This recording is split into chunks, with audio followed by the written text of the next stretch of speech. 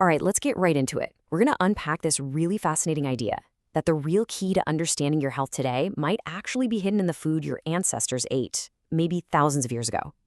We're essentially going deep into our own DNA to connect the dots between our genes, the food on our plates, and how we live right now. I mean, it's a super common frustration, right? You see a diet work wonders for a friend, but for you, nothing. Well, it turns out there's a really, really good reason for that. The whole idea of a one-size-fits-all diet is, frankly, falling apart. And this is where things get so cool. The emerging answer is a field called precision nutrition. And really, all it means is that the best diet is one that's tailored specifically to you. It's not just about what you eat. It's this complex web connecting your unique genes, your lifestyle, your environment, the whole shebang. Now, to understand that personal genetic blueprint, we have to look back, and I mean way back. We're talking about thousands of years where what was available to eat slowly but surely shaped the very DNA of entire populations.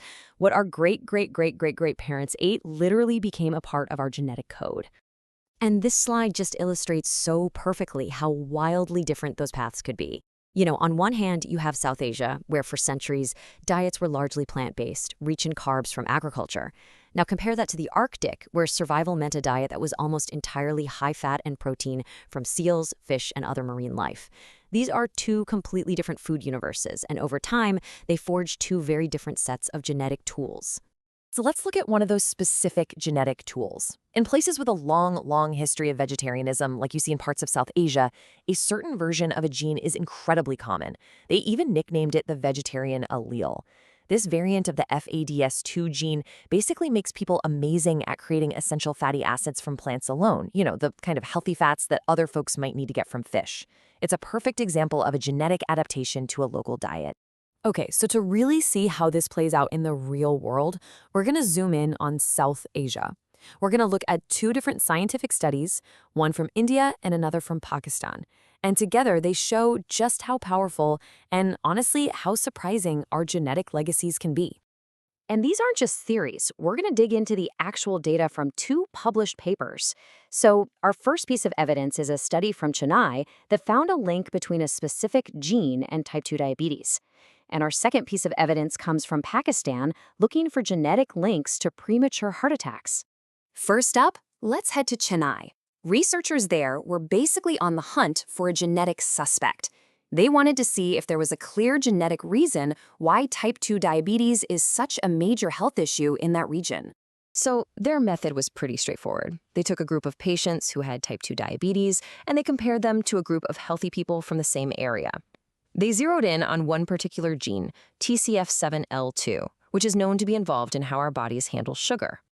And what they found was, well, staggering. Just look at the difference on this chart. They were looking for a specific risk version of this gene. In the healthy group, only about 2.3% of people had it. But in the group with diabetes, that number skyrocketed to over 30%. That is not a small finding. That's a massive flashing red light in the data. And here you can actually see what that science looks like. This is a gel image from the paper. It's a technique scientists use to see DNA. And those different patterns of bands you're seeing are how they visually confirm that the risk variant of the gene is showing up way more often in the patients with diabetes. This is the raw evidence that leads to that dramatic bar chart we just looked at. So the takeaway from our first piece of evidence is crystal clear. For this specific population in Chennai, one tiny change in their DNA is a major risk factor for type 2 diabetes. A very strong link. Case closed, right? Well, not so fast.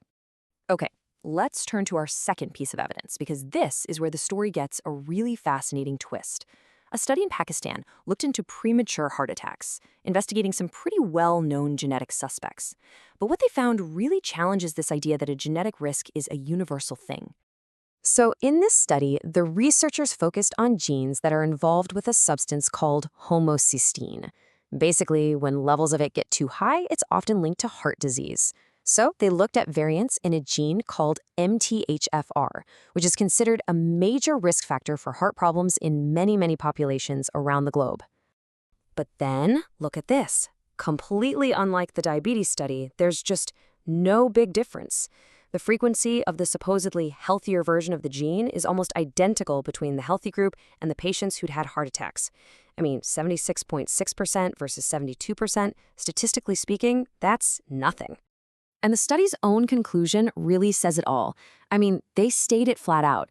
These common genetic variants, the ones that are a big deal elsewhere, appear to play no role in premature heart attacks in the Pakistani population they studied. A known smoking gun in other parts of the world was a total dud here. And that is the absolute mind-blowing takeaway when you put these two studies next to each other.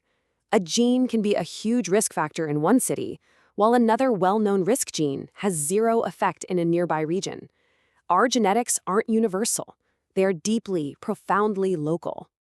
So what does this all mean? What's the big picture? How do we take these really complex genetic stories and actually turn them into something useful for our health? Let's try and connect all the dots. So the central problem is something scientists call a mismatch. See, our genes were fine-tuned over millennia for local, traditional diets. But today, we live in a world of fast food, processed food, globalized food. And when this completely modern diet clashes with our ancient genetic recipe, it can create a kind of biological confusion. And that can increase our risk for all sorts of chronic diseases. So let's just quickly recap the whole logic here. It's a pretty clear four-step story. First, our ancestral diets shaped our genes. We got that.